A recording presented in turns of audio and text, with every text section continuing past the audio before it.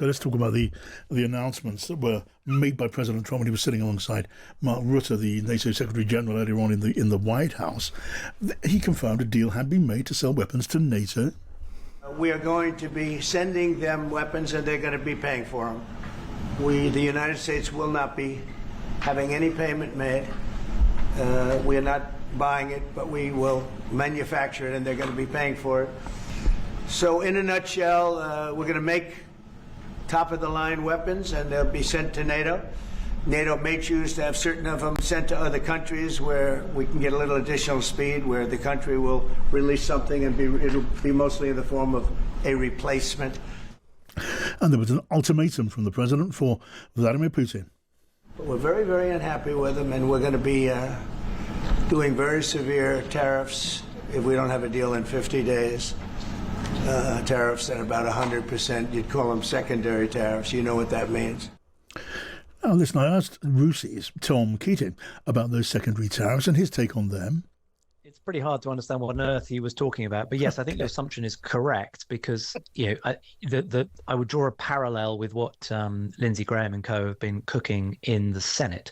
So, yes, I think what we're saying is those that choose to continue to trade, notably oil, with Russia should be prepared to face additional tariffs. And let's remember, of course, that for Donald Trump, it's always about making money. Yes. And so if people want to trade with the United States and they want to buy oil from Russia, then they're going to have to pay for that privilege.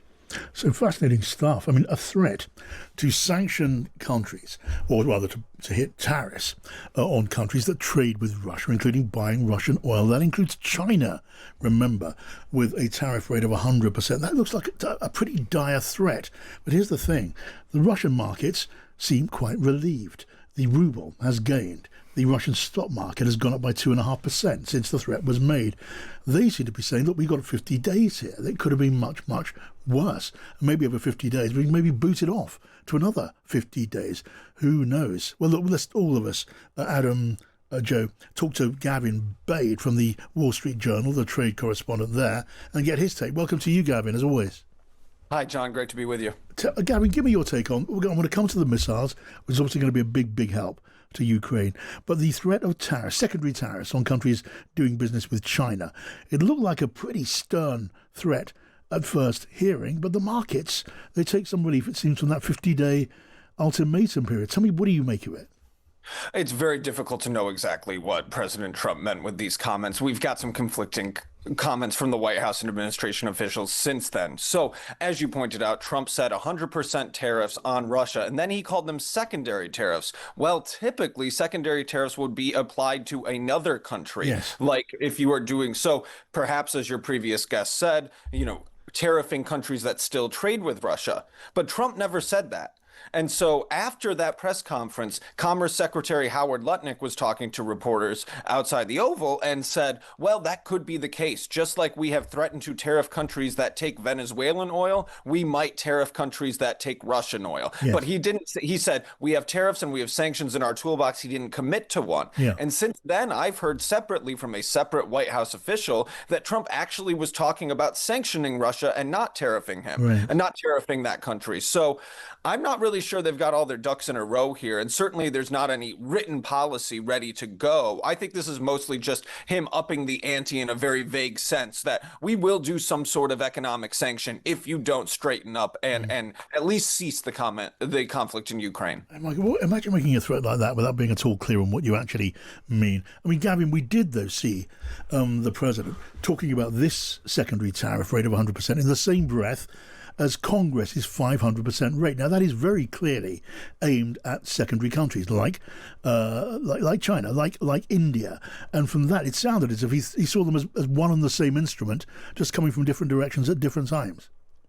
I think he did, and he was careful to say, I don't think I need Congress. I think I can do this by myself if I don't want, if they don't pass the bill. But it would really expand his power to use tariffs in a variety of situations. It wouldn't have to be 500% necessarily. It gives him the authority to set those tariff rates. And so we'll see how that works through Congress. It's got some bipartisan support.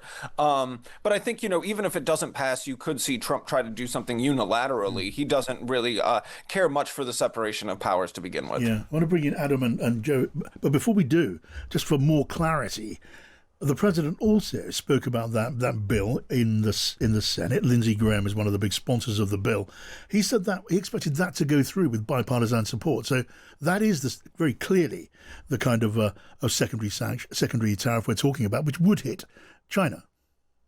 It certainly could. And I mean, it's all kind of art of the deal, art of the threat here. So yes, certainly he is throwing this out, kind of throwing the gauntlet down and saying, we're going to really mess up your other trading relationships if you don't do something. And I think it makes sense for him to be focusing on secondary tariffs here rather than tariffing Russia, because remember, we already have some pretty steep tariffs on Russia. And the U.S. trade with Russia is pretty small to begin with. It's fallen off a lot. And so if you really wanted to hit them, you would have to hit their other trading partners. Okay, Adam. I mean, he is clearly using tariff policy to try and achieve foreign policy ends. I just wonder economically how it's working in the United States. I'm starting to see some commentary saying, well, we are seeing jobs coming back to America. We are seeing Americans being employed. We are seeing the return of industries. I mean, what's your assessment of economically how this policy is working? I think that, the jobs numbers we've seen recently have actually been a little softer than anticipated, and that's kind of built into Trump's, pushing the Federal Reserve to cut rates. I think the big question for me looking at these tariffs is if and when we will start to see inflationary effects. A lot of firms right now are still working through inventory, or for a little while they are eating tariffs, like some Japanese automakers. Some interesting numbers in the past few weeks about them actually eating the tariffs for now, because I think their assumption is we will get these lifted with a trade deal in the future. Companies aren't going to be able to eat these tariffs forever. And especially if on August 1st he reverts to all of those reciprocal tariff rates, then I think you'll see the markets go into a tailspin again. You'll start seeing inflation come up again, and then the Fed won't cut rates. So I think we're kind of in a holding pattern when it comes to inflation right now. And we're all really just waiting for the next shoe to drop when it comes to that. Right, Joe. I was just thinking that, Adam, you started that sentence with clearly, and I was thinking there's nothing clear about this. There is something, I do wonder if this is a sign of his frustration, because if you look at that word from the Oval Office and when he spoke, he gave Zelensky a very hard time and appeared to be very clearly picking sides.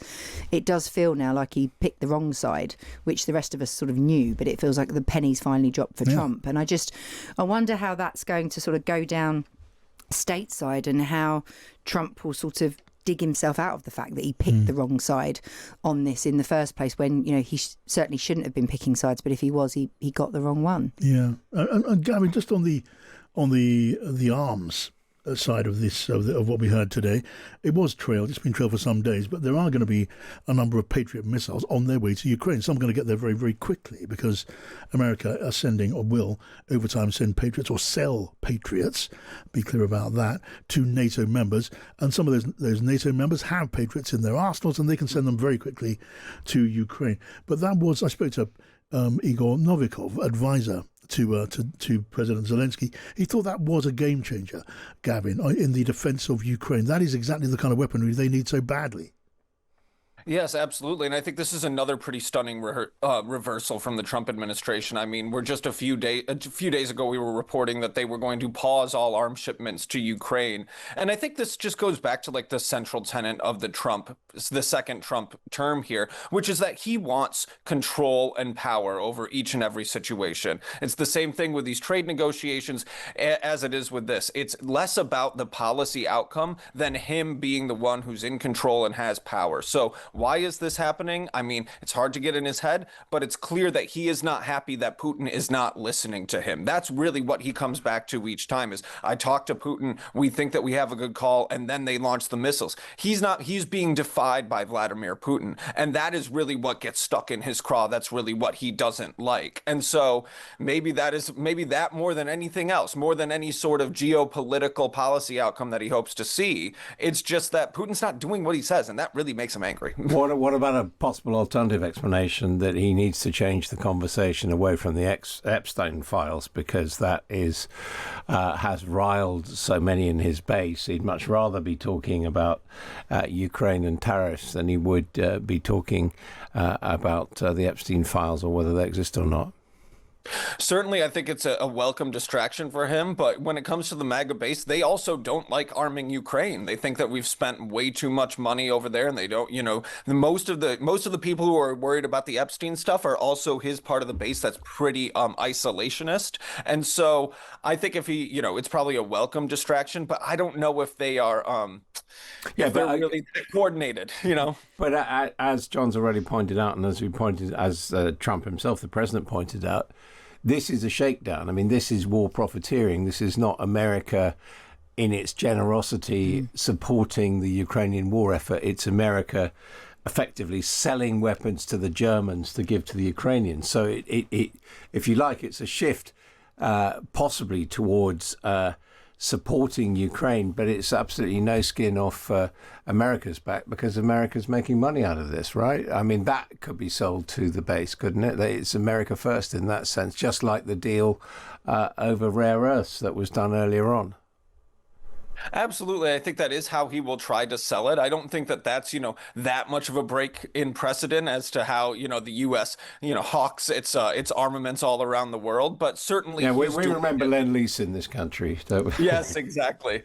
So I think, he's doing it more, it's more the mask is off, but he's more bald-faced about this. But there was a change in language as well, because he said specifically that Putin wants all of it.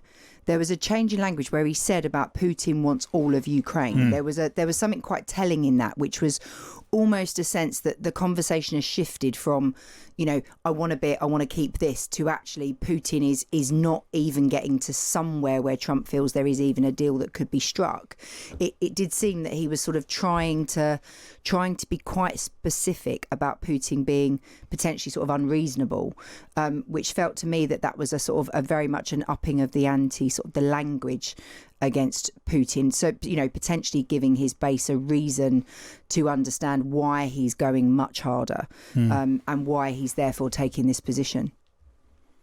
Yeah, Gavin. I mean, and then you've got that we sort of touched on that part of the MAGA base, which is really rather sympathetic to Vladimir Putin. Tucker Carlson, he's taken this to a new level. I mean, he's done videos in Moscow.